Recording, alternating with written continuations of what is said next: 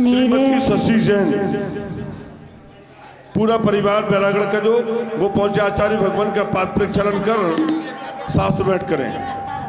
और मैं चातुर्मास कमेटी और नंदी सोदी विद्यालय ट्रस्ट कमेटी के अध्यक्ष आदरणीय श्री प्रमोद जी चौधरी, निर्मल जी मुनीम साहब, विमल जी सिंगई, शीलचंद जी लचकिया जी और पीसी जैन साहब, चक्रेश जी चौधरी जी, मुल्तान चंद जी काका और श्री पदम जी घर घर ऋषभ सिंगई जी, सभी लोग पहुंचे और इनका जो हमारे सैल वाले परिवार है इनका सम्मान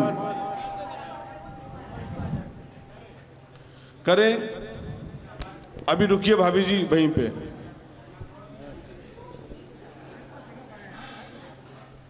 कुछ महिलाओं में से बुला लीजिए।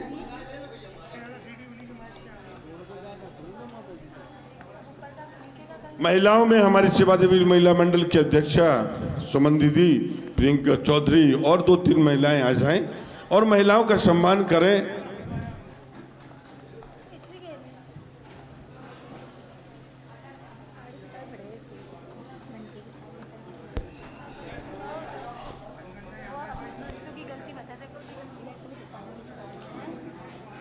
छह तारीख को जो 71 मंडलीय भक्तामर महामंडल का समापन विधान, जिन लोगों के अभी मंडल थे पहले दिन से लेके 48वें काव्य तक, पूरे काव्यों तक, तो उन सभी को एक एक मंडल स्पेशल पुनः दिया जाएगा। 2100 रुपये राशि दे करके 2-3 मंडल बचे हुए हैं वो अपना नया मंडल बुक कर सकते हैं और मुख्य मंडल की बोली के माध्यम से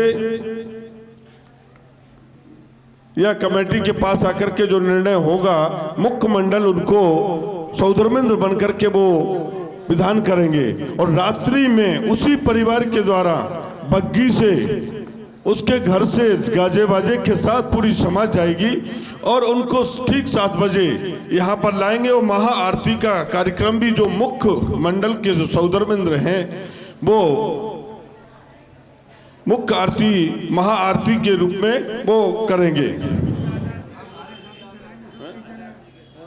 और ये सब हमें चतुर्वेद संघ उच्चारणाचार्य विनम्र सागर जी महाराज के सत्संग सानिध्य में यह कार्यक्रम होगा। वो विधान भी आचार्य भगवान के मंगल सानिध्य में संपन्न होगा और ऐसा मंगलकारी, परोपकारी, कल्याणकारी हमारा विधान जो इतने दिन तक गुरुदेव ने एक एक वर्ड को समझाया, एक एक भावार्थ को बताया, ऐसे विधान के समापन पर अलग ही समा होगी। शुक्रवार का दिन है, एक दिन हमें बस धर्म ही धर्म करना है क्योंकि ऐसा आचार्य भगवान का विधान जो बहुत ही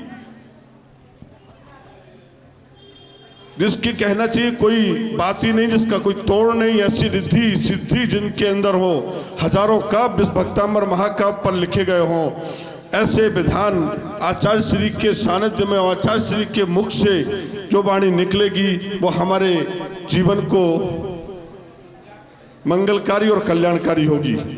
मैं द्वितीय परिवार श्री अमित कुमार जी, कपिल राखी, शशि जैन, बैरागढ़ जो परिवार है, हाँ तो मेरा नाम सबसे बाद में लिखा, श्रीमती शशि जैन, अमित कुमार, कपिल राखी, बैरागढ़ परिवार, इनका सम्मान हमारी चातुर्मास कमेटी के अध्यक्ष आदरणीय प्रमोद जी चौधरी और उनकी टीम कर रही है।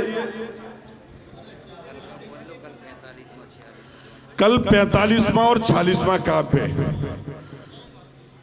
और मैं बताऊं कि हमारी सुफल भाभी को कुछ समस्या आई थी और बंबई में उनका सफल ऑपरेशन हो गया है। आज वो शाम को वापस आएंगी और कल उनका विधान और हमारे औषधालय के वो पाठशाला के अध्यक्ष आदरणीय श्री राकेश जी सलामतपुर जी का 2 विधान है। मैं आज के मंगलाचरण के लिए मैं सचिन भैया जी को आमंत्रित करते हैं, वो आए और मंगलाचरण करके कार्यक्रम की शुरुआत करें। देवादिदेवी खजराट श्री आदिम तीर्थंकर आदिनाथ भगवान की, नेमिनाथ भगवान की, 2400 तीर्थंकर भगवान की, आचार्य भगवान ईश्वर विनम्र सागर जी गुरुदेव की, मंचासीन समस्त आचार्य संघ की। जीवम जीवम दवम जिनवर वशीण जीर्णने दिट्टम देविंद विंद वंदम वंदे तम सविदा शीर्षा। नमो अरिहंताणं नमो सिद्धाणं नमो आयरीयाणं नमो सायाणं नमो लोयेश विशाहुणं। हजारों संत होंगे दुनिया में, तुम सबसे न्यारे हो। हजारों संत होंगे दुनिया में, तुम सबसे न्यारे हो। गुरु विराग बगिया के अनोखे पुष्प प्यारे हो। गुरु विराग बगिया के अनोखे पुष्प प्यारे हो। करूँ मैं प्रार्थना गुरुवर यही एहसास होता है। करूँ मैं प्रार्थना गुरुवर यही एहसास होता है। तुम हर पल साथ हो मेरे यही विश्वास होता है। तुम हर पल साथ हो मेरे यही विश्वास होता है।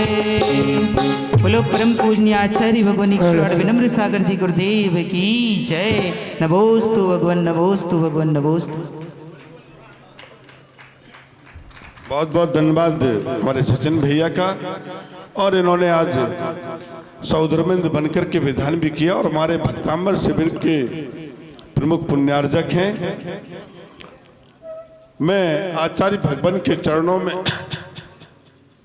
कई बार नमोस्तु करते हैं, वंदन करते हैं। हे भगवान, आपके मुख से जो भक्तांबर के रूप में जो ज्ञान की गंगा बह रही है, ऐसी परोपकारी मंगलकारी वाणी हम सभी को मोक्ष मार्ग का प्रशस्त करे। आचार्य श्री विनम्र सागर जी महाराज। सभी लोग एक बार उच्च ध्वनि में नमोकार मंत्र का उच्चारण कर लें। ओम नमो अरिहंताणं। ओम नमो अरिहंताणं। ओम नमो सिद्धाणं। ओम नमो सिद्धाणं। ओम नमो आयर्याणं। ओम नमो आयर्याणं। ओम नमो वत्सयाणं। ओम नमो वत्सयाणं। ओम नमो लोयसवसावनं। ओम नमो लोयसवसावनं। ओम नमो लोयसवसावनं। ओम नमो लोयसवसावनं।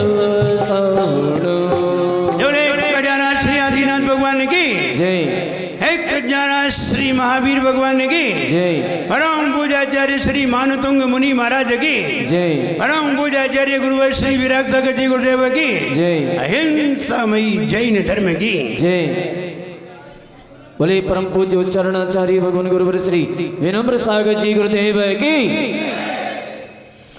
जो प्रभु के गुण गाता है अपना भाग्य बनाता है। जो प्रभु के गुण गाता है अपना भाग्य बनाता है। जो प्रभु के गुण गाता है अपना भाग्य बनाता है। जो प्रभु के गुण गाता है अपना भाग्य बनाता है। सभी सुखों को पाता है, सभी सुखों को पाता है। सभी सुखों को पाता है, सभी सुखों को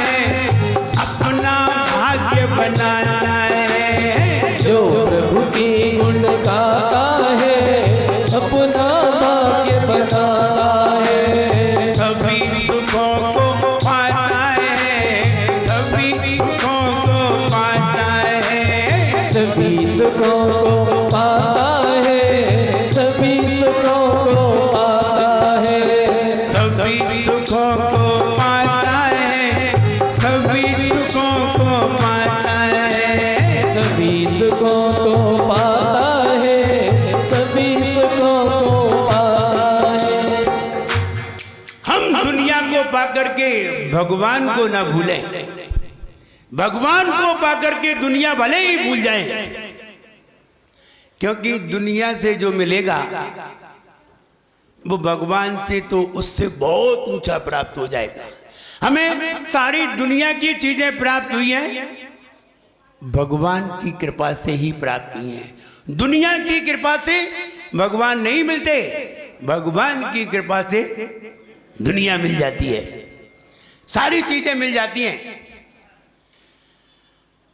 श्रीमती को भले ही भूल जाएं, श्री जी को ना भूलें। महाराज वाह वाह। क्योंकि श्री जी याद रहे तो 96,000 श्रीमती मिल सकती हैं, और श्री जी को भूल गए तो एक भी श्रीमती मिलने वाली नहीं है। इसलिए श्रीमती को भले ही भूल जाओ, अरे चक्कर आ जाएंगे, कुछ नहीं बिगड़ता है, क्योंकि यहां एक को त्याग करते हैं, सबसे पहले दूसरे जन्म में ही 32 मिलती हैं ऊपर, और कहीं और अच्छे बन गए, चक्रवर्ती बन गए, तीर्थंकर बन गए, तो न जाने कितनी मिलती हैं। 96,000 लास्ट है, इससे ज्यादा नहीं मिलती।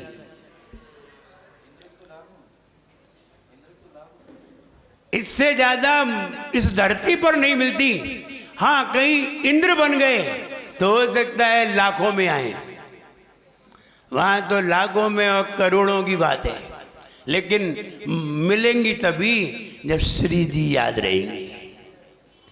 इसलिए श्री जी को सवेरे याद करो, श्रीमती को नहीं। और तुम सवेरे से ही जाने क्या क्या याद करते हो। सवेरे उठते ही आंख बंद कर लेना चाहिए। कब तक? जब तक श्री जी ना दिख जाएं तब तक। तुम पहले ही किसी और को देख ले तो फिर दिमाग में दूसरी चीजें आ जाती हैं।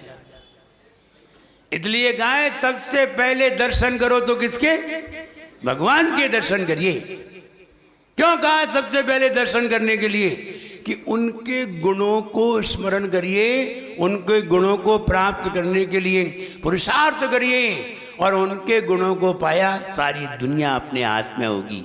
इसलिए कहा जो प्रभु के गुण गाता है अपना भाग्य बनाता है। जो प्रभु के गुण गाता है अपना भाग्य बनाता। इसलिए पहले भाग्य बनाइए, फिर बने हुए भाग्य का खाइए। पहले बना लीजिए, फिर खाओगे तो कल को परेशानी खड़ी नहीं होगी।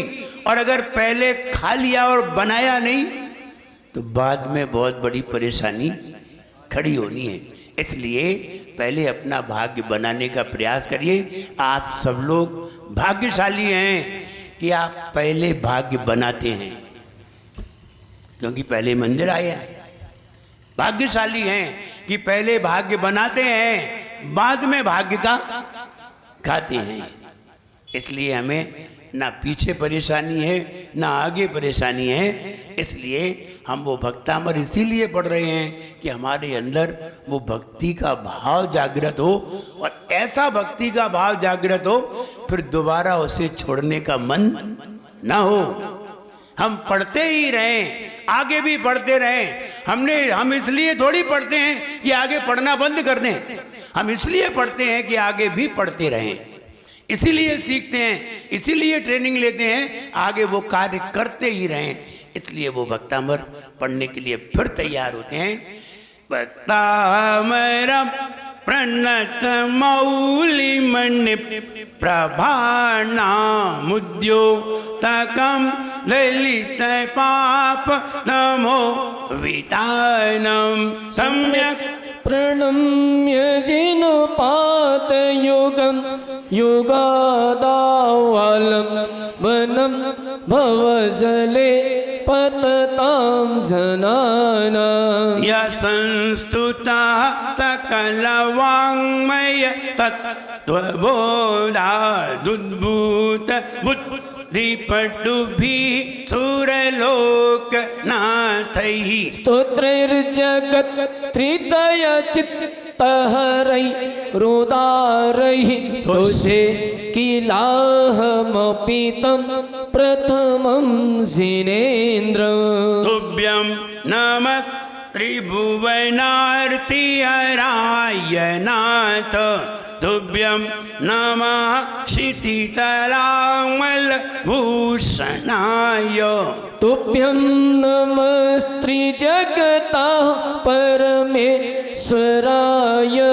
तुभ्यं नमो जिनभवो दधिशोषणाय उद्भूत भीषण जलोदर भार भुक्ना शोच्यां दशा मुपगताश्च्युत जीविताशा त्वत्पाद पंकजरजो मृततिग्धदेहा मर्त्या भवन्ति मकरत् ध्वज तुल्यरूपा मर्त्या भवन्ति मकरत् ध्वज तुल्यरूपा। हमारे पास ऐसी कौन सी शक्ति होना चाहिए, हमारे पास ऐसी कौन सी रज होना चाहिए, कौन सी दवा होना चाहिए जिससे कि सारी बीमारी ठीक हो सके? तो कहते हैं भगवान की चरण रज होना चाहिए। यही सबसे बढ़िया दवा है, यही सबसे बढ़िया औषधि है और यही सबसे बढ़िया शक्तिशाली रज है जो सारी बीमारियों को दूर कर सकती है। लेकिन इसका मतलब ये नहीं है कि हमें बाह्य दूसरा उपचार नहीं करना चाहिए, वो भी करना चाहिए, और लेकिन श्रद्धा भगवान के चरण रज पर होना चाहिए। औषधि शरीर की बीमारी को ठीक कर सकती है, लेकिन मन को प्रसन्न करने वाली अगर कोई औषधि है तो भगवान की चरण रज ही है और कोई नहीं है। आइए छंद पढ़ने के लिए तैयार होते हैं। 46 आपाद कंठ मुरु सिंखल वेष्टितांगा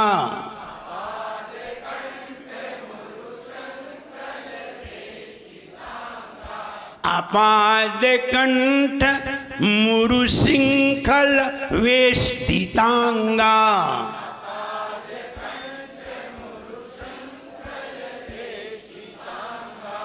श्रृंखल श्रृंखल श्रृंखल श्रृंखल नहीं श्रृंखल आपाद कंठ मुरु सिंखल वेष्टितांगा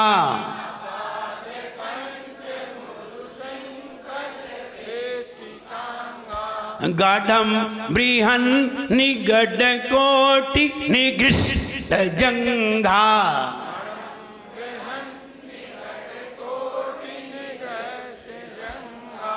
ग्रस्त नहीं ग्रस्त। तो री को रा क्यों पढ़ लेते हो? तो री है तो फिर भी रा पढ़ते हो, यहां भी रा पढ़ लिया तुम। गाढ़म बृहन निगड कोटि निगृष्ट जंघा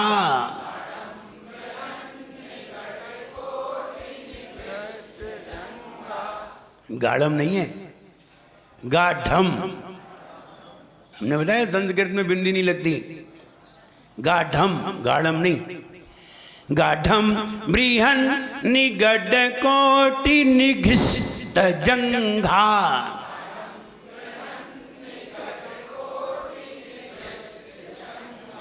त्वन्नाम मंत्र मनीषम मनुजा स्मरन्तः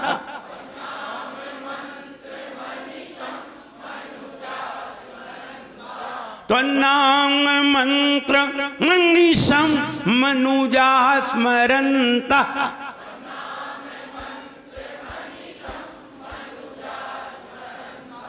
सद्यः स्वयं विगत बंध भया भवन्ति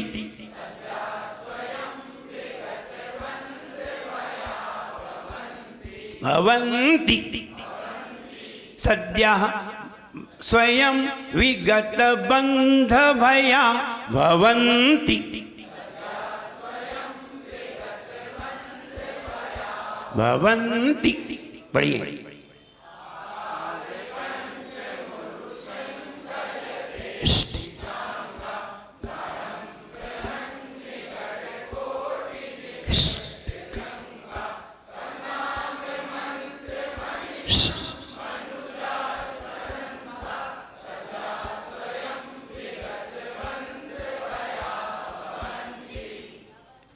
हम भले ही सही पढ़ पाए न पढ़ पाए, लेकिन सही पढ़ने की ट्रिक तो मालूम चल गई। हम पढ़ पाए नहीं पढ़ पाए, पढ़े भले ही गलत, लेकिन कोई गलत पढ़ रहा होगा तो हम गलती तो बता देंगे, लेकिन अपनी गलती नहीं पकड़ पाएंगे। होशियार तो बहुत है, दूसरे की गलती तो जानने में तैयार बैठे, अब खुद की गलती ढूंढनी है तो खुद की कौन बताएगा। अगर खुद की खुद ही बता लेते तो तुम तीर्थंकर नहीं हो जाते, फिर गुरु की आवश्यकता ही नहीं पड़ती, दूसरे की आवश्यकता पड़ती है। अपनी गलती अपने आप को बहुत कम नजर आती है। डॉक्टर बीमार हो जाए तो दूसरे डॉक्टर से दवाई लेने जाता है, खुद डॉक्टर है, उसकी दवाई उसको नहीं लगती, दूसरे की लगती है। ऐसे ही दूसरे से ही समझ में आता है, और हम बार बार टोके नहीं तो समझ में भी नहीं आता। आप गलती ही पढ़ते जाएं, हम अगर रोके नहीं तो आप गलती ही पढ़ते हैं, और बार बार टोके नहीं तो आप बदले नहीं, फिर आप वहीं आ जाएंगे जहाँ से पहले से चले थे, वहीं फिर आ जाएंगे। इसलिए ध्यान दीजिए कहाँ रोका गया है, तो जहाँ बताया है उसको बड़ा ध्यान से समझ के वैसे ही प्रोनाउंसिएशन बोलना चाहिए। अगर वैसा ही प्रोनाउंसिएशन है तो आप बिल्कुल सही पढ़ते हैं। इसीलिए हम आपके सामने बोल के बताते हैं, एक बार नहीं 2 बार बोल के बताते हैं कि आपका भी प्रोनाउंसिएशन सही हो। Any problem? बंधन विमोचक, सभी बंधन में पड़े हैं और बंधन से मुक्त कराने वाला चरण। कौन से बंधन में पड़े हैं? कई बंधन हैं। मोह का बंधन सबसे जटिल है, इस वाले बंधन से निकलना बहुत मुश्किल है। हम भले ही समझते हैं कि हम मालिक हैं, लेकिन तुम भले ही कह लो कि हम मालिक हैं, लेकिन वास्तव में मालिक तो कोई और है। एक व्यक्ति गाय खरीदने गया, उसने गाय खरीद ली। अब बताइए, गाय को वो लेकर के आ रहा है, रस्सी से बांधे हुए है, गाय पीछे पीछे आ रही है। बताइए मालिक गाय है या वो व्यक्ति? कौन मालिक है? मालिक कौन है? तुम्हारी नजर में आएगा कि व्यक्ति मालिक है, लेकिन वास्तव में तो गाय मालिक है। बोले कहते, अच्छा गाय अभी छूट जाए, उसके हाथ से गाय छूट जाए, गाय भाग जाए, तो ये बताओ गाय के पीछे आदमी होगा कि आदमी गाय के पीछे?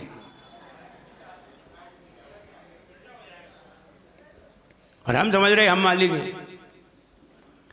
इसलिए कोई मालिक नहीं है। हम समझ रहे हैं कि हम मालिक हैं, और घर में समझ लेते हैं हम मालिक हैं, लेकिन मालिक कोई और है। और हम समझ लें मालिक है तो तुम मालिक हो नहीं जाते। वहां गाय वाला मालिक नहीं है, लगता है गाय मालिक है। गाय जहां चलेगी वहां उसे चलना पड़ेगा। वो कुत्ते को हाथ में पकड़ लेते हैं ना, बाहर घुमाने लाते हैं। जो कुत्ता पालते हैं वो बाहर घुमाने लाते हैं। अब देखो कुत्ता जिधर जिधर भग रहा है वही उधर उधर वो भी भग रहा है। अब हम यही नहीं समझ पाते मालिक कौन है। ये कुत्ता मालिक है या कौन मालिक है? वो एक कुत्ते को पाला गया तो कुत्ते का नाम वही निकला जो उसके पति का था। अब पहले का कुत्ते का नाम पड़ा था, अब बदल नहीं सकती, बदलेंगे तो कुत्ता आएगा ही नहीं। अब नाम तो वही था जो उसके पति का था। तो एक मित्र ने पूछा, आप ये बताओ, जब पत्नी बुलाती होगी तो तुम्हें बुलाती होगी तो कुत्ता आ जाता होगा, और कुत्ते को बुलाती होगी तो तुम पहुंच जाते होगे, फिर कैसे पता चलता होगा कि पत्नी किसे बुला रही? बोले बोले वो तो हमें मालूम है कि वो किसको बुला रही। बोले कैसे? बोले जब वो गुस्से में बुलाए तो समझना चाहिए मुझे बुला रही है, और जब वो प्रेम से बुलाए तो ये पहचान है। नाम भले ही दोनों का एक है,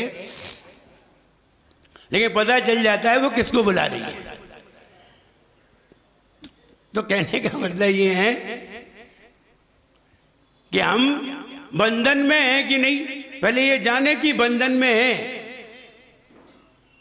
तब मुक्त होने का विचार आएगा। और अभी यही नहीं मालूम चला कि हम बंधन में हैं, तो तुम मुक्त होने का विचार ही नहीं कर पाओगे। मुक्त होने का विचार वही कर पाते हैं जो ये जान ले कि हम अभी बंधे हुए हैं।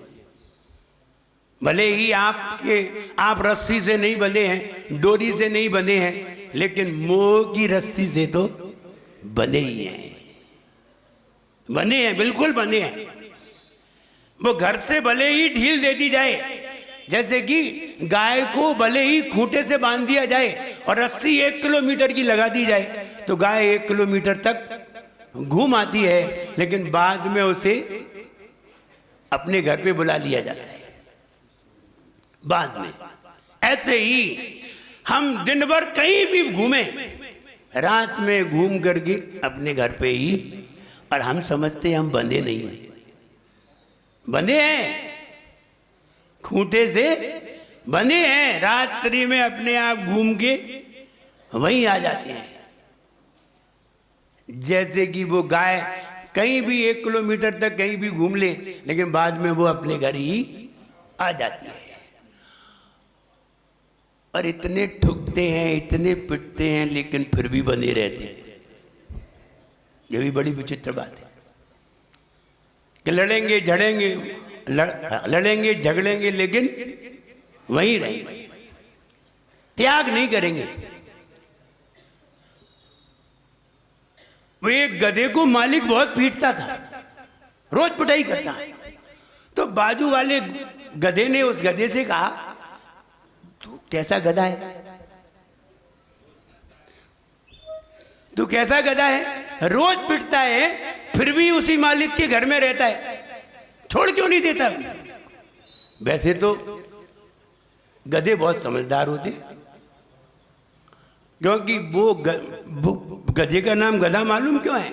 गधे का नाम गधा इसलिए है कि वो अपने घर से अगर निकल जाए तो लौट के नहीं आएगा,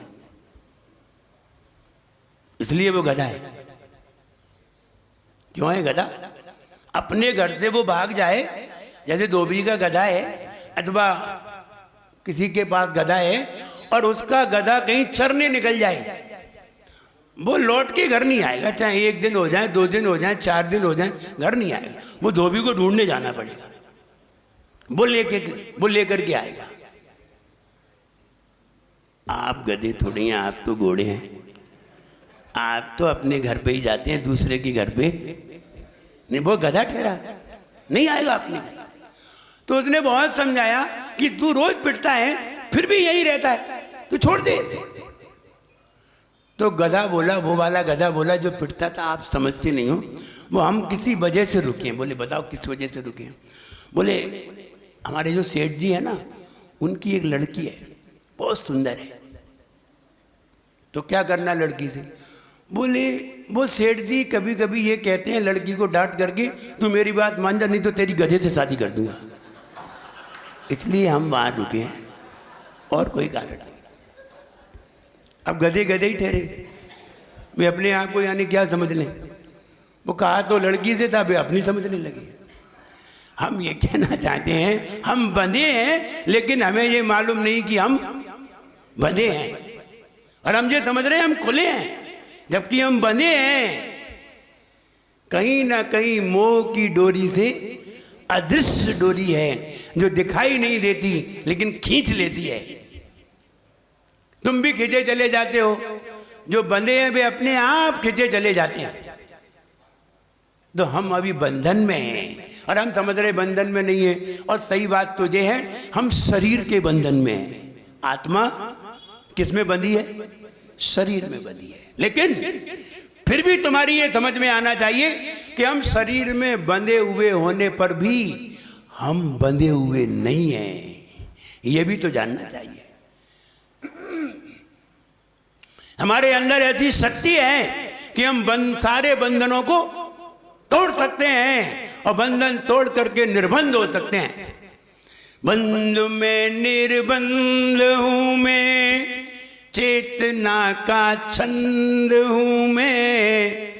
बंध में निर्बंध हूं मैं, चेतना का छंद हूं मैं।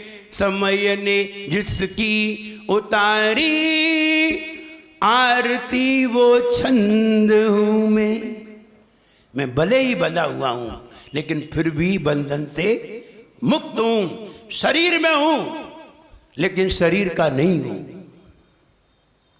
शरीर में हूं लेकिन शरीर का नहीं हूं। ऐसे ही तुम मकान में रहो लेकिन मकान के ना रहो। तुम परिवार में रहो लेकिन परिवार के ना रहो। भले ही लोग समझे कि तुम बंधे हो लेकिन तुम फिर भी बंधन से मुक्त हो। लेकिन पहले ऐसा समझो, जैसा कि हम बता रहे हैं, मैं शरीर में हूं लेकिन शरीर का नहीं हूं। कैसे माने कि आप शरीर के नहीं हैं? हम शरीर के कोई काम नहीं करते, शरीर की कोई खुशामद नहीं करते, ना इसे नहलाते हैं, ना पहनाते हैं, ना सुलाते हैं, कोई काम नहीं करते। जो शरीर मांगता है उसके अपोजिट बोलते हैं। सोना है, सो जाओ जमीन पर, तुमको गद्दे पे थोड़ा नहीं सुलाएंगे। तुमको कपड़े पहनना है, नहीं, ऐसे ही रहो जैसे आए थे। तो हम शरीर में हैं लेकिन हम शरीर के नहीं हैं। तीर्थंकरों ने यही चिंतन किया कि हम शरीर में हो लेकिन शरीर के हम ना हो। हम पानी में हो लेकिन पानी मेरे अंदर ना हो। अगर तुम पानी में रहे तो तुम तैरते रहोगे और तिर जाओगे, और पानी तुम्हारे अंदर गया तो तुम तैरोगे नहीं, डूब जाओगे। इसलिए तुम दुनिया में रहो, कोई बुराई नहीं है, लेकिन दुनिया तुम्हारे अंदर ना रहे। तुम घर में रहो, कोई बात नहीं, घर तुम्हारे अंदर ना रहे। तुम परिवार में रहो, कोई बात नहीं, परिवार तुम्हारे अंदर ना रहे। तुम लोग भले ही तुम्हें ये समझे कि तुम मोह में हो, तुम्हारे अंदर मोह ना रहे। बस ऐसे ही रहना बंधन से मुक्त होने का तरीका है। वरना बंधन ही बंधन है, भरे पड़े हुए हैं। कितने सारे रिश्ते बना रखे हैं। हम जब आए थे कोई रिश्ते नहीं थे, नाते मिले थे, रिश्ते बना लिए। नाते गिफ्ट में मिले, जैसे चाचा, ताऊ, चाची, ये सब गिफ्ट में मिल गए। अब नए हमने बना लिए। नए कौन से बना लिए? ब्याई जी, क्या समधी, ये सब नए बना लिए। तो कहते हैं भगवान, लड़कियां कितनी भोली भाली होती हैं, कितनी बढ़िया होती हैं, ये पत्नी इतनी खतरनाक क्यों होती है? लड़कियां तो बहुत भोली होती हैं, बहुत सरल होती हैं। तो उत्तर मिला भगवान का कि लड़कियों को हमने बनाया था और पत्नी तुमने बनाया है। लड़कियों को हमने बनाया था, सरल थी, सहज थी, भोली थी। पत्नी तो तुमने बनाई है, तुम जानो। अब वो क्यों इतनी जटिल हो गई, तुम जानो। लेकिन जब वो बालिकाएं थी तो कितनी अच्छी थी। तो ये कहें कि हम बंधन में हैं, ये बात महसूस होना चाहिए। हम भले ही किसी के बंधन में ना हो, लेकिन कर्मों के बंधन में तो हैं ही। और कर्मों के बंधन के कारण शरीर के बंधन में है। और शरीर से मुक्त होना है तो कर्म से मुक्त होइए। शरीर से मुक्त तो अपने आप ही हो जाओगी। और कर्मों के बंधन से मुक्त होने के लिए कर्म को समझना जरूरी है और उसके लिए त्याग करना जरूरी है। बिना त्याग के बंधन से मुक्त नहीं होती। मानतुंग महाराज भी बंधन में थी, 48 तालों के बंधन में थी। भगवान की भक्ति की तो 48 तालों से मुक्त हो गए। आप लोग तो एक आधी ताले में हो, ज्यादा ताले में है ही नहीं। वो तो 48 ताले में थे, उन्होंने सारे बंधन तोड़ दिए, सारे बंधन खोल दिए। इसलिए बंधन से मुक्त होइए। इस प्रकार का चिंतन करिए। बंधन विमोचक, बंधन से मुक्त होने वाला क्षण, मुक्त कराने वाला क्षण। कौन कौन से बंधन है अभी आगे आ रहे हैं। जब आप देखिए, ओम ह्रीम अरहम नमो वर्धमानम, ओम ह्रीम अरहम नमो वर्धमानम। ऐसे मुनि महाराज जिनका ज्ञान निरंतर बढ़ता हुआ है। वर्धमान, वर्धमान, वर्धमानम, वर्धमान है जिनका ज्ञान निरंतर बढ़ता हुआ है। लोगों का ज्ञान घटता हुआ होता है, लेकिन यहां मुनिराज का ज्ञान बढ़ता हुआ है। हम सभी का ज्ञान डिक्रीज है, लेकिन उन मुनिराज का ज्ञान इंक्रीज है, बढ़ता हुआ। कैसे बढ़ता हुआ होता है, कैसे घटता हुआ होता है? जब हम संसार के कार्यों में अपना मन लगा देते हैं तो हमारा ज्ञान घटता हुआ होता है, और जब हम संसार के कार्यों से मन को हटा देते हैं तो हमारा ज्ञान बढ़ता हुआ होता है। ऐसा नहीं है पहले आपको बहुत अच्छी तरह याद हो जाता था, पहले याद रहता था, याद कर लेते थे, पढ़ लेते थे। अब याद ही नहीं होता, अब एक दिन का याद नहीं होता। पहले तो कई दिन तक याद बना रहता था। बताइए ज्ञान बढ़ा कि घटा? और शरीर बड़ा कि छोटा हुआ? शरीर तो बड़ा बड़ा के खा खा के बड़ा कर लिया, और खोपड़ी डिक्रीज कर ली, और शरीर बड़ा हो गया। तब कहा गया अकल बड़ी कि वयस। बोले अकल बड़ी है, ये शरीर बड़ा नहीं है। शरीर तो इतना बड़ा हो गया, लेकिन मेमोरी कमजोर हो गई, IQ डाउन, और शरीर इंक्रीज हो रहा है और IQ डाउन हो रहा है। IQ बढ़ना चाहिए शरीर के साथ, उम्र के साथ IQ भी बढ़ना चाहिए, ज्ञान भी बढ़ना चाहिए। और अगर ज्ञान नहीं बढ़ रहा है तो कहीं ना कहीं कमी है, कहीं ना कहीं हम कमी कर रहे हैं। हम 96 में आए थे, तब मेरा ज्ञान ऐसा थोड़ी था। अब आए तो बड़ा है। बताओ 60 में बढ़ा कि नहीं? और तुम लोगों का घट जाता है। इसलिए ज्ञान को बढ़ाइए, बढ़ाते जाइए। जितना जितना अध्ययन करते जाओगे उतना उतना ज्ञान भी बढ़ता जाएगा। अब IQ मिलाइए। अगर आप कैसे जाने कि मेरा IQ कौन सी उम्र का है? आप कैसे बता सकते हैं? इस IQ का अभी तक कोई माप ही नहीं निकाल पाया। क्योंकि 10 वर्ष में भी इतना ज्ञान हो सकता है कि किसी को 60 साल में भी ना हो सकता है। अभी कोई एक व्यक्ति बता रहे थे, एक कोई बच्चा है लगभग 14 या 15 साल का है, और वो प्रोफेसर है,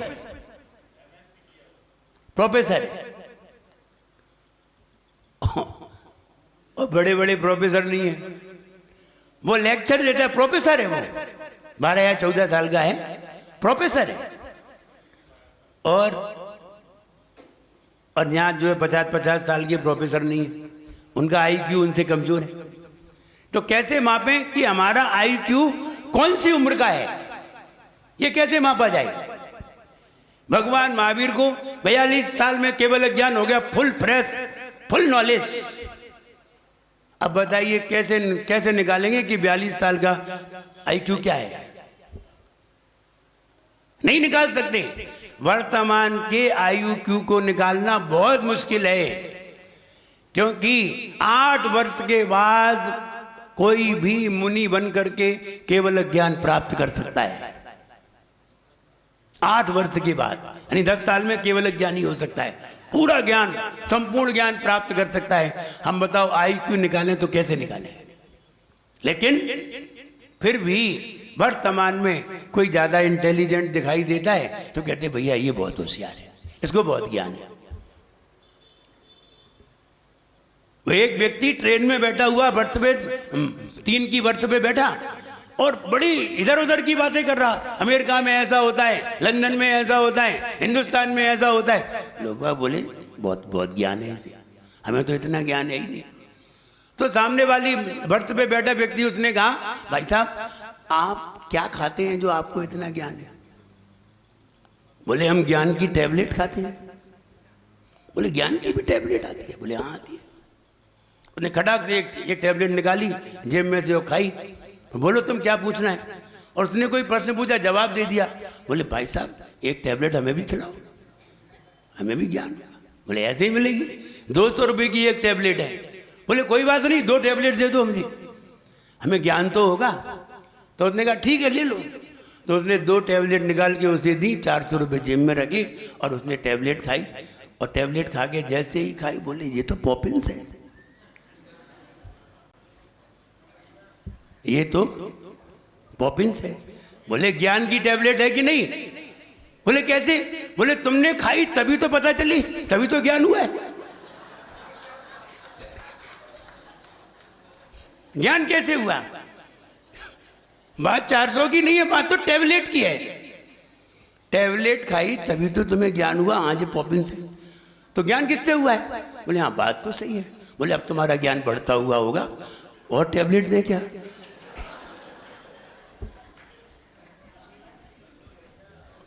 ज्ञानी ऐसे उल्लू बना देते हैं, इसलिए ज्ञान होना बहुत जरूरी है।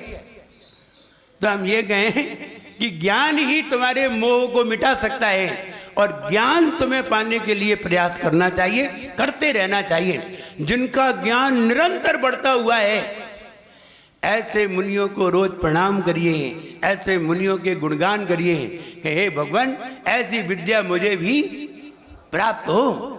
ऐसे ज्ञानियों को रोज प्रणाम करिए और ज्ञान की बातों का अनुकरण करिए। कैसे करें? आप भगवान के पास आइए। सबसे पहला तरीका बता रहा हूं, आप बुद्धू से बुद्धू हो, पहले भगवान के पास आइए और भगवान के चरण को स्पर्श करके कहिए भगवान मुझे भी ऐसा ज्ञान हो जैसा आपको ज्ञान है। और ऐसी प्रार्थना करिए और भगवान के गुणगान गाइए।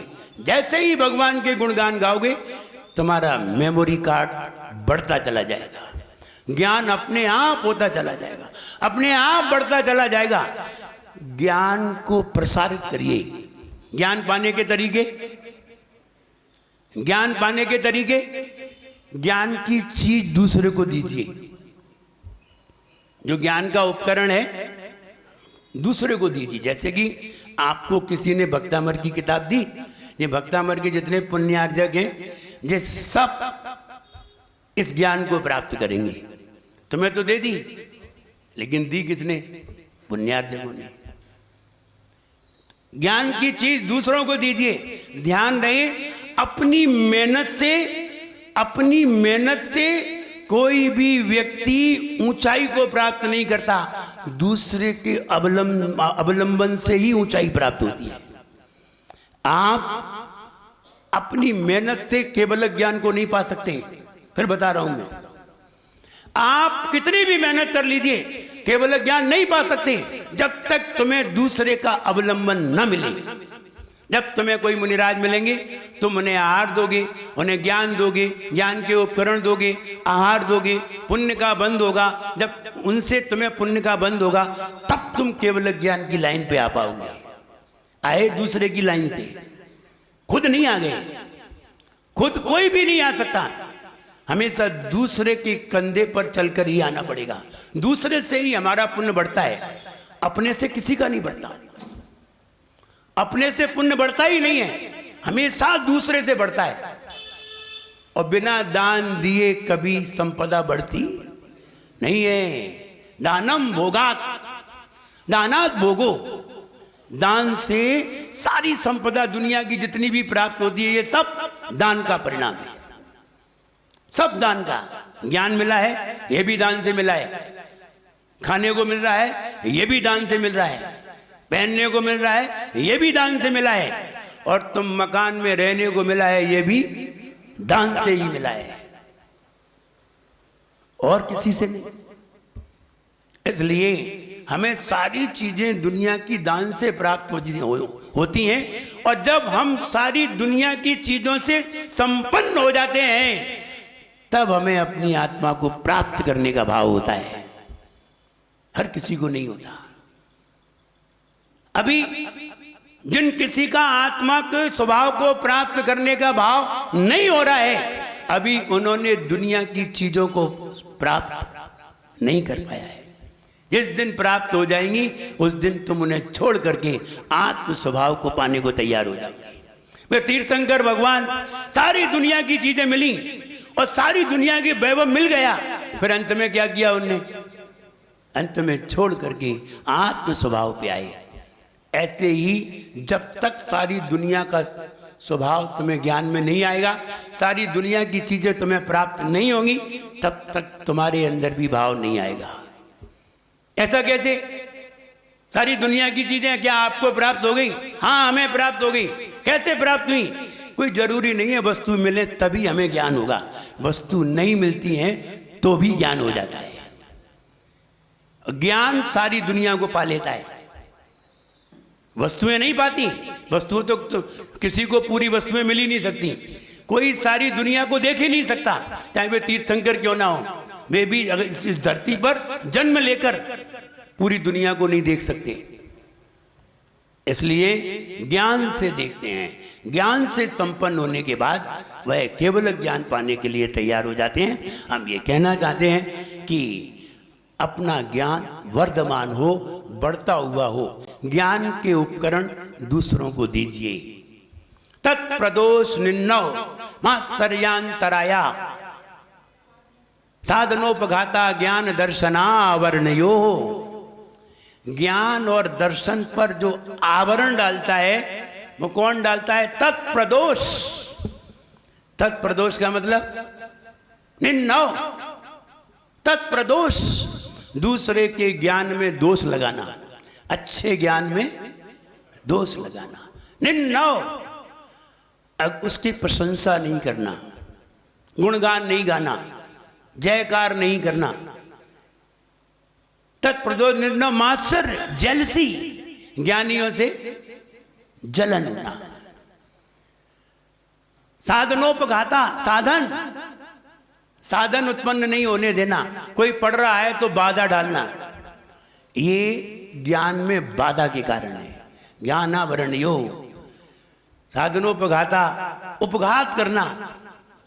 जैसे कोई पढ़ रहा है, हमने उसकी किताबी छुड़ा ली, किताबी फेंक दी, आदि आदि छिपा दी, ये भी दोष है। और इसके अपोजिट ज्ञान बढ़ाने के कारण है। दूसरे की प्रशंसा करना, गुणगान करना, ज्ञान के उपकरण दूसरों को देना, दूसरों की देने में सहायक बनना। कोई पढ़ रहा है, कोई सामायिक कर रहा है तो बाधा नहीं बनना, जबकि सहायक बनना। इससे हमारा ज्ञान बढ़ेगा। तो ज्ञान वर्धमान करिए, ज्ञान को बढ़ाइए। वे मुनि महाराज विदेह क्षेत्र में विराजमान, उन मुनिराज को मेरा मन से, वचन से, काय से, ये वाली जाप करने से हमारी बुद्धि बहुत जल्दी इंक्रीज होती है। इसलिए ये वाली जाप निरंतर करिए। चित्र खोलिए जरा। चित्र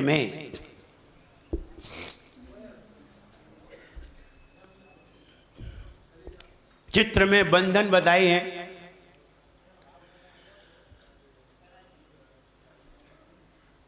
आदिनाथ भगवान विराजमान है और मानतुंग महाराज बंधन से बंधे हुए हैं।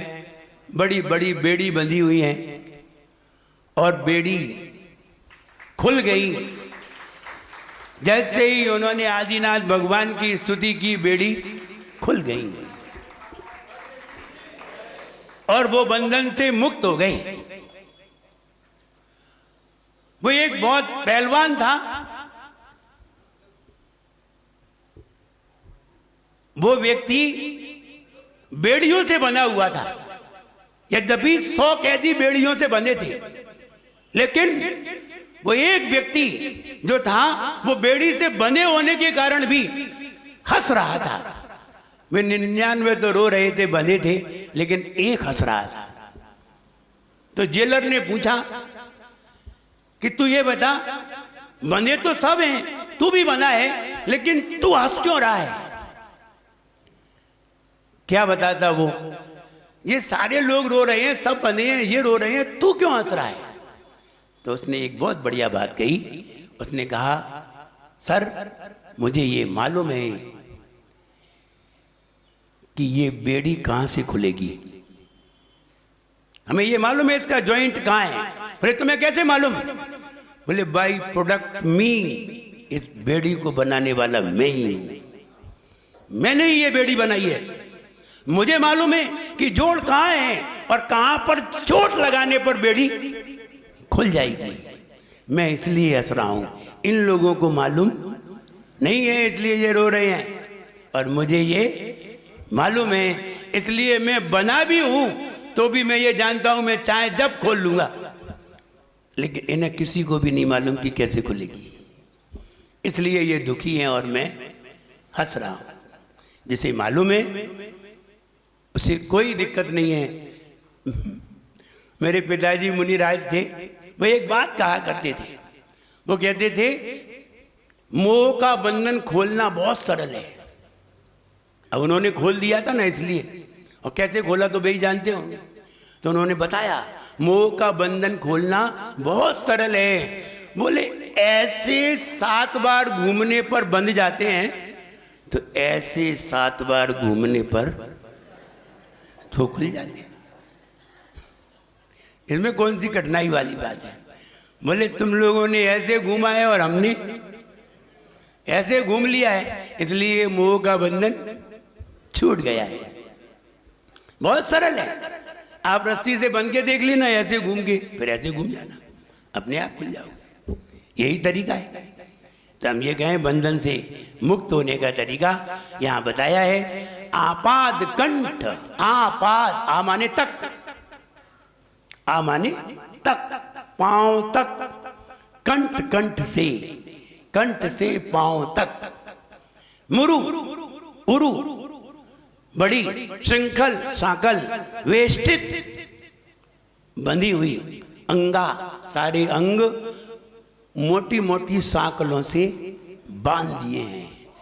कंठ से लेकर पांव तक, कंठ से पांव तक मोटी मोटी साकलों से बांध दिए हैं। गाढ़म, बृहन, निगड, और अत्यंत कसकर बांधे हैं। तो उनसे अब जो रगड़ होगी, क्योंकि हाथ ऐसे करेंगे, पांव ऐसे करेंगे, तो वो जंजीर ऐसी होती मुड़ती है, तो मुड़ती है तो अपनी खाल भी दब जाती है। जब अपन बेड़ी से बांध के देखो एक, तो पता चलेगा कि कैसे कैसी रगड़ पड़ती है।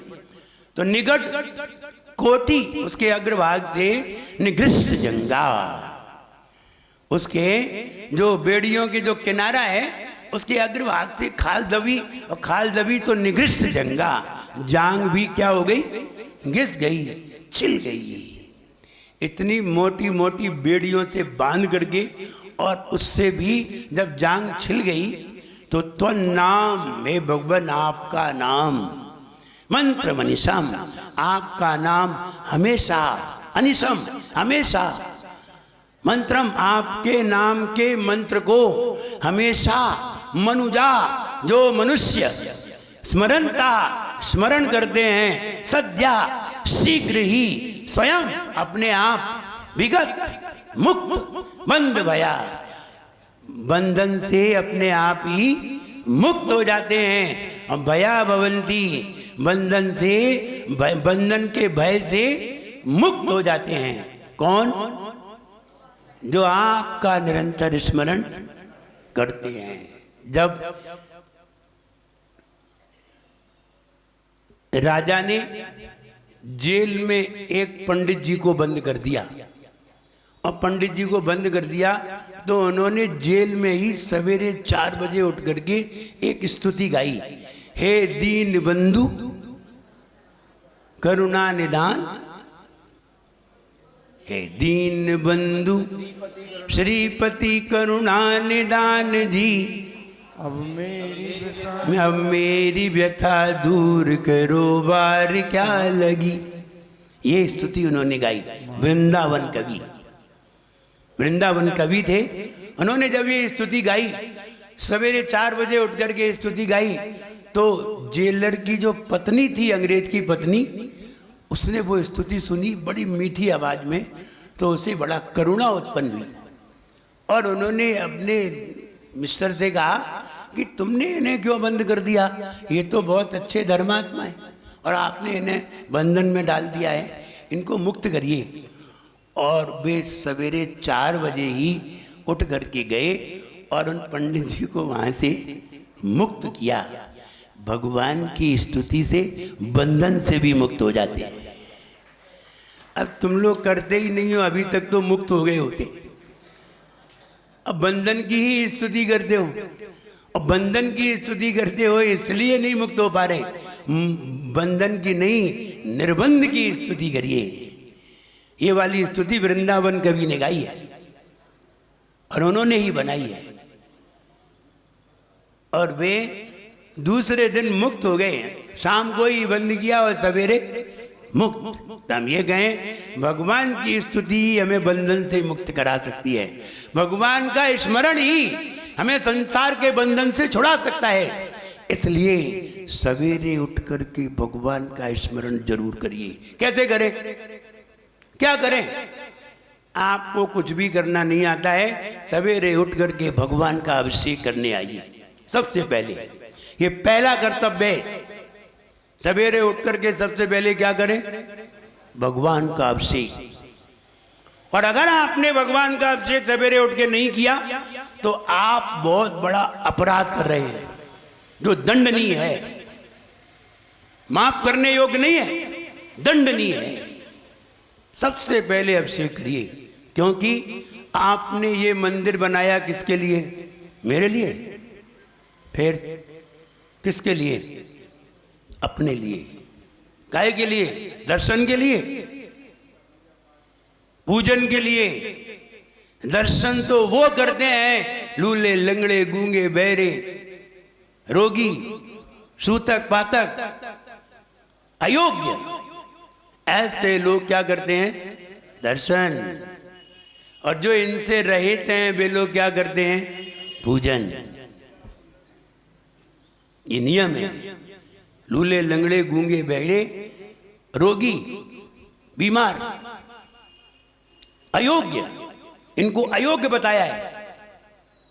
ऐसे लोग दर्शन करते हैं, इनको दर्शन की अनुमति दी है। आप दूर से दर्शन करिए, और आप शुद्ध कपड़े पहन के नहीं आए हैं तो भी दर्शन करिए। भगवान भी कह देते हैं, डोंट टच माई फीट। जब तक आप शुद्ध होकर के नहीं आओगे तब तक हमारे चरण भी नहीं छू सकते। वो भी मना कर देते हैं, वो भी अपने पास आने से रोक देते हैं। तुम अभी मेरे पास आने के योग्य नहीं हो, पहले योग्यता पैदा करो। और योग्यता पैदा होगी तो निश्चित है एक दिन तुम्हें सम्यक दर्शन की प्राप्ति होगी। ध्यान दें, सम्यक तो यहीं से होगा और कहीं से नहीं होगा। लेकिन ये बात और बता दें, यहां से होगा जरूर, लेकिन पहले हम मिलेंगे, उसके बाद होगा। अगर हम तुम्हें नहीं मिले तो नहीं होगा, यहां भी नहीं होगा। गुरु पहले मिलना चाहिए, भगवान बाद में। और अगर गुरु नहीं मिले हैं, जिन्हें गुरु से एलर्जी है, वे बेचारे कभी सम्यक दर्शन प्राप्त कर ही नहीं सकते, कभी भी नहीं कर सकते। आज तक ऐसा कोई उदाहरण शास्त्र में नहीं मिला कि बिना गुरु के सम्यक दर्शन हो गया हो। गुरु की महिमा बढ़नी न जाए। लोगों को भगवान मिले हैं और गुरु नहीं मिले, समय दर्शन नहीं हुआ। उसका उदाहरण देख लीजिए।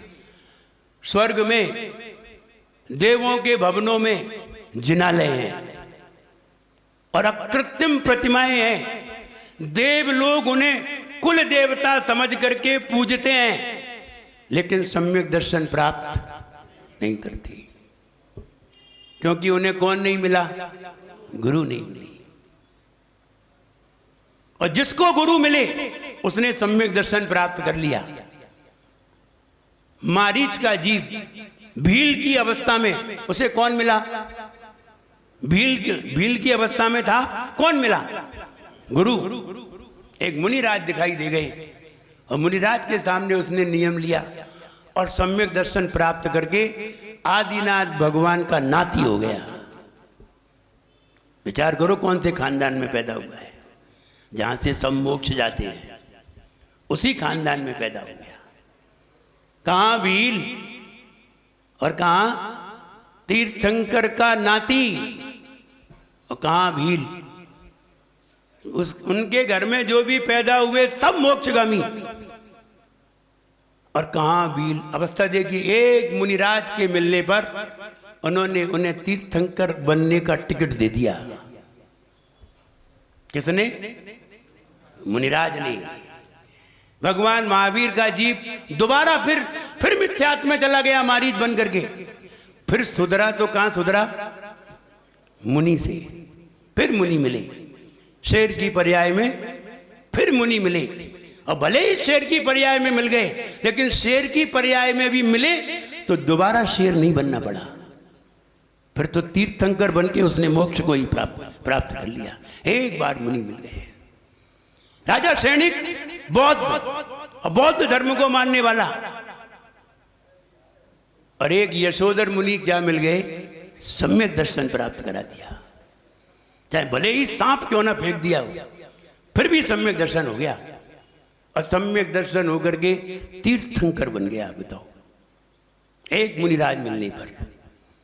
बस मुनिराज मिल जाएं, समझ लीजिए हमें मोक्ष मार्ग का टिकट मिल गया।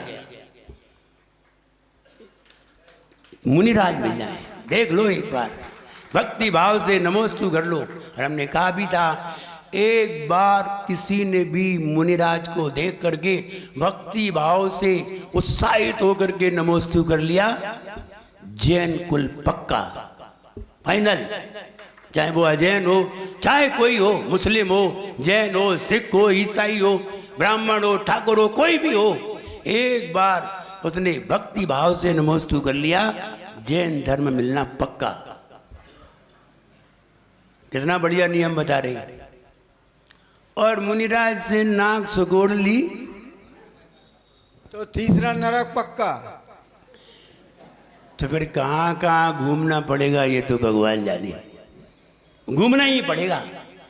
इसलिए जो मुनिराज तुम्हें मोक्ष तक ले जा सकते हैं, उन मुनिराज की आलोचना से 7वां नरक भी प्राप्त हो सकता है। सबसे ऊपर तो सबसे नीचे, कहीं भी जा सकते हैं। इसलिए हम ये कहें, भगवान की पूजन करिए, भक्ति भाव से करिए, एक एक बात को समझते हुए करिए और उसमें भाव पैदा करिए। और भाव पैदा किया है तो निश्चित मानिए, यह है भव समुद्र अपार तारण की निमित्त सुविधि ठही, अति दृढ़ परम पावन यथार्थ भक्ति वर्णों का सही। हो ज्वल अखंडित शाली तंदुल पुंज धैर्य त्रय गुण जचु हरहंत शुद्ध सिद्धांत गुरु निरंतर नित पूजा रचो। ये भव, ये संसार, ये भव समुद्र अपार। ये संसार कैसा है? अपार है, इसका कोई अंत नहीं है। भव समुद्र, संसार समुद्र अपार है। ये भव समुद्र अपार। बस यहां से अब देखिए आगे, तारण ये निमित्त, सुविधि इस संसार समुद्र से तारने में आप ही निमित्त हो, आप ही हेतु हो। आपके बिना कोई संसार समुद्र पार नहीं कर सकता। सुविधि, सही विधि से आगे लगा दिया, तारण के निमित्त सुविधि ठही। सही विधि से चले तो, और उल्टी रीति से चले तो वे काम के नहीं है। अति दृढ़ परम पावन, अति दृढ़, कितनी दृढ़ भक्ति होनी चाहिए, अति दृढ़। दुनिया पलट जाए लेकिन हमें भगवान की आराधना करना है, करेंगे। वो सूतक लग गया, अब मंदिर नहीं आए, क्यों नहीं आइए? आ सकते हैं, मंदिर आइए, आकर के बैठिए मानस स्तंभ के पास और वहीं से बैठ करके भगवान की भक्ति करिए। मंदिर नहीं जा रहे तो नहीं जाओ, बाहर बैठ के करिए, यहां तो आ सकते हैं, आराम से आइए।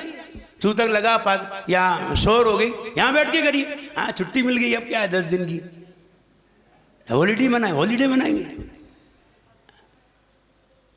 अजी तुम्हारी भक्ति है अति दृढ़। एक दिन मेरे दादाजी खत्म हो गए, दादाजी के भाई, दादाजी खत्म हो गए। अब खत्म हो गए तो सूतक लग गया, और ये बात सही है, पूजा करने के बाद खत्म हुए। तो हमने आज की तो पूजा कर ही ली, अब कल की पूजा नहीं करनी थी, कल शुद्धि हो जाएगी। अब कल की पूजा नहीं करती, बेचैन हो गए, कहाँ जाए पूजन करने। लेकिन पूजन करने गए, बहुत बड़ा ग्राउंड था, मानस्तंभ बना हुआ था, सामने जाके बैठ गए और बैठ करके पूरी पूजा की, विनय पाठ से लेकर के पूरी पूजन भाव पूजा की, आनंद लिया। लेकिन पूरी पूजा करके आए, फिर ग्रहण पानी किया, पानी उसके बाद पिया, शुद्धि नहीं हुई थी। शाम को शुद्धि होगी, दूसरे दिन फिर मंदिर में पहुंच गए, और मंदिर में अब हम द्रव्य नहीं चढ़ा रहे हैं, लेकिन पूजन तो कर रहे हैं। सारे लोग गा रहे हैं, उनके साथ हम भी गा रहे हैं, हम भी बता रहे हैं। तो पूजन की, पूजन नहीं छूटी। दादा भले ही छूट गए, और दादा को तो एक दिन छूट नहीं था, लेकिन भगवान नहीं छूटना चाहिए। पूजन की हम ये कहना चाहते, अति दृढ़ भक्ति कैसी हो? अति दृढ़ हो, परम उत्कृष्ट हो, सबसे ऊंची भक्ति हो, पावन पवित्र हो।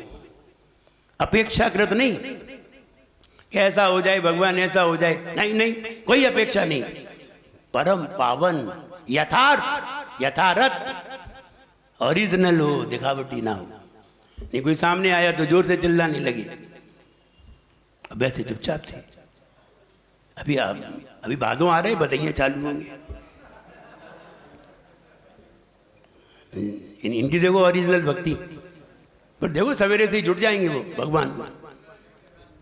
और आनंद चतुर्थी को सवेरे 5 बजे ही खड़े हो जाएंगे भगवान के पास, 12 बजे तक रगड़ेंगे भगवान को, परेशान करेंगे। भगवान कहेंगे अब तुम जाओ भाई, हमें भी आराम करने दो। तो अब चालू हो जाएंगी बधाइयाँ। हाँ अब 10 दिन में बहुत कर, क्या कर लोगे 10 दिन में तुम? रोज करना चाहिए, ये तो पर्व के दिन है।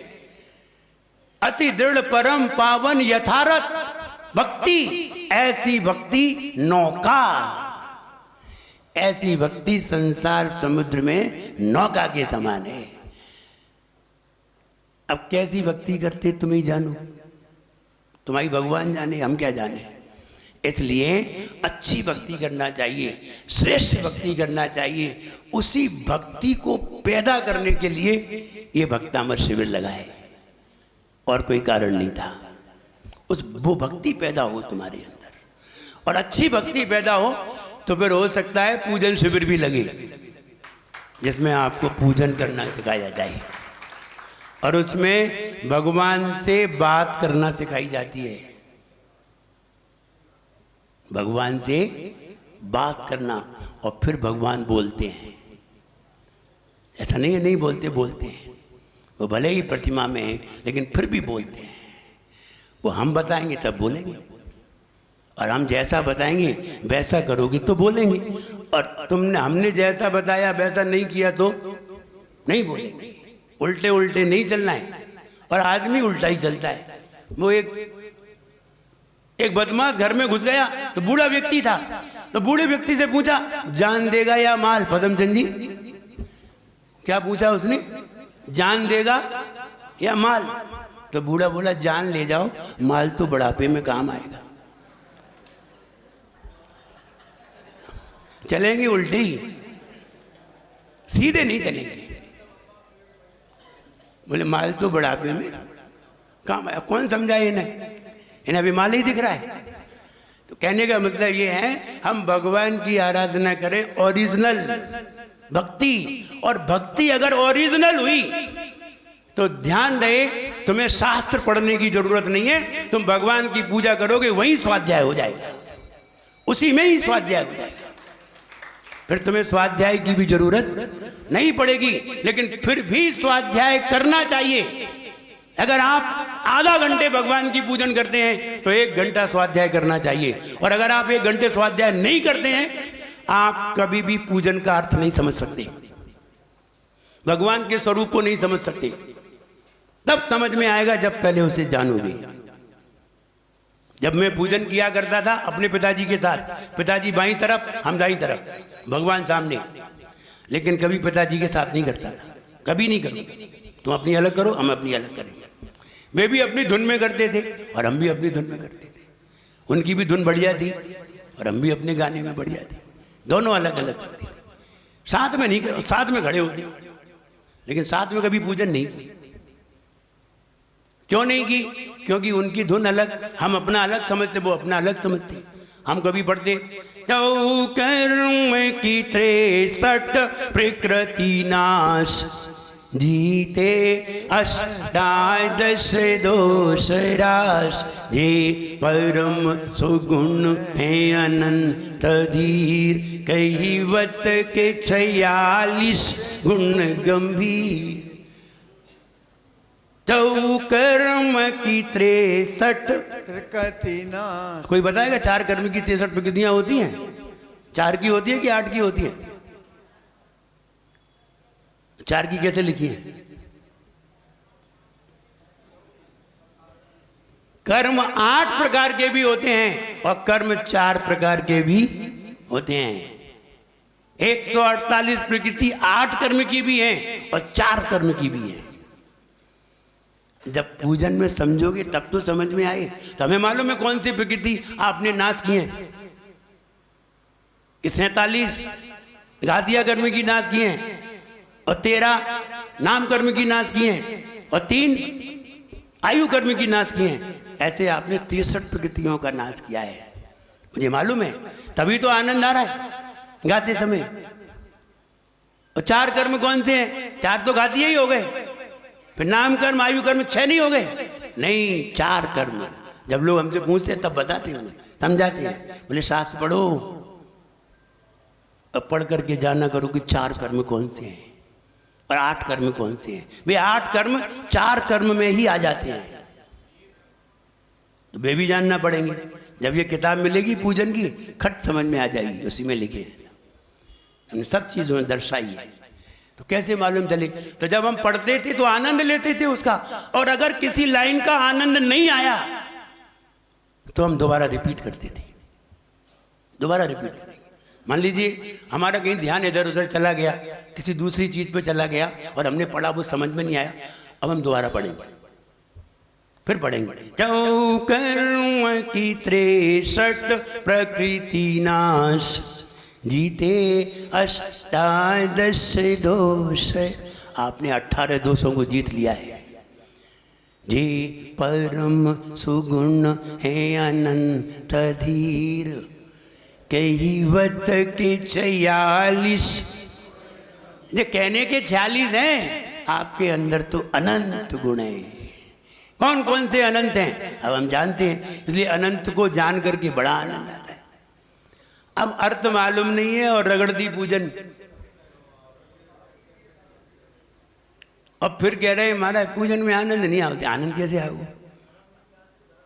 वहां में नमक मिर्च तो डले ही नहीं है, स्वादिष्ट चीजें डालो उसमें, और स्वाद क्या है? ज्ञान। ये स्वाद है, ये ज्ञान अगर है, फिर आप देखिए एक लाइन पढ़ेंगे, आप उछलेंगे, पूजन में उछलेंगे। अभी तो आप शांत बैठे रहते हैं भक्तामर में, और वहाँ बैठना नहीं पड़ता पूजन में।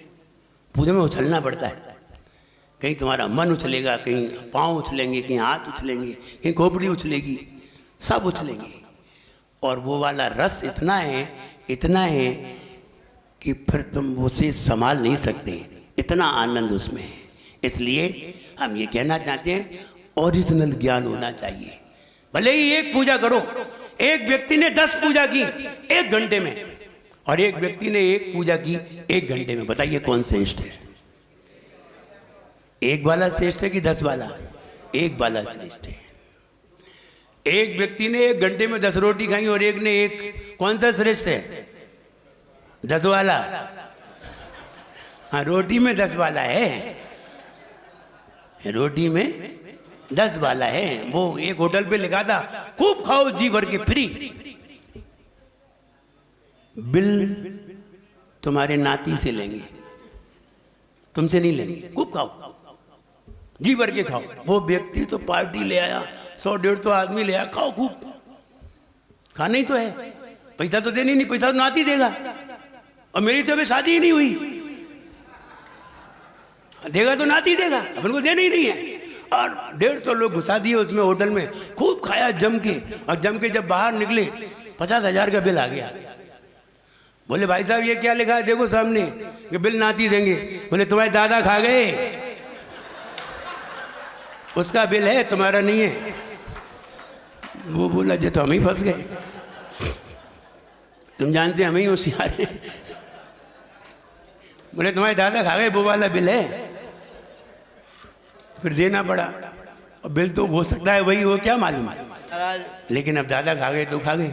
क्या बात तो इसलिए हम ये कहें कि हमें ज्ञान होना चाहिए, और अगर ज्ञान है तो आप कहीं भी दुखी नहीं होंगे। ज्ञानी सर्वत्र सुखी, ज्ञानी सर्वत्र सुखी। वो कहीं भी पहुंच जाए, अगर नरक में भी पहुंच जाएगा तो भी सुखी रहेगा, दुखी नहीं रहेगा। ज्ञानी कितना भी दुख हो जाए वो दुखी होते ही नहीं है, दुखी तो अज्ञानी होते हैं। इसलिए ज्ञान उत्पन्न करें, वो पूजन के माध्यम से, स्वाध्याय के माध्यम से। वो पूजन लगाएं शिविर की नहीं? हाँ लगाना है, लगाओ। हाँ लगाना है, पूजन तो लगाना ही है। वो लगाएंगे नहीं तो तुम्हें भी वो आनंद नहीं आएगा। अभी तो आप 20% आनंद ले रहे हैं थ्योरी का, फिर आप 100% आनंद लेंगे भक्ति का, थ्योरी का, ज्ञान का। अलग अलग आनंद है उसमें। पूजन के अलग अलग रस हैं, पूजन में बहुत सारे रस हैं। जितने अर्घ चढ़ाए जाते हैं उतने ही रस आ जाते हैं। 8 द्रव्य के 8 रस तो वही रखे हैं। फिर जयमाल का रस है, अलग अलग रस हैं। विनय पाठ में 27 छंद हैं, अलग अलग रस, रिपीट नहीं है कोई भी, अलग अलग उसका आनंद है। वो भी हम आपको बताने का प्रयास करेंगे समय आने पर। आप तो तैयार रहिए और भगवान से प्रार्थना ये करिए, हे भगवान वो पूजन शिविर में ना तो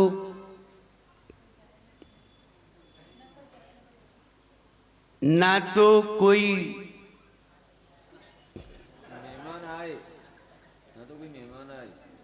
ना तो कोई नया मेहमान आए, ना कोई मेजबान जाए, बाधा ना आए। ऐसी बाधा ना आए कि ना तो कोई आए और ना कोई जाए, जिससे कि सूतक हो जाए, शौर हो जाए तो पूजन में और रह जाए।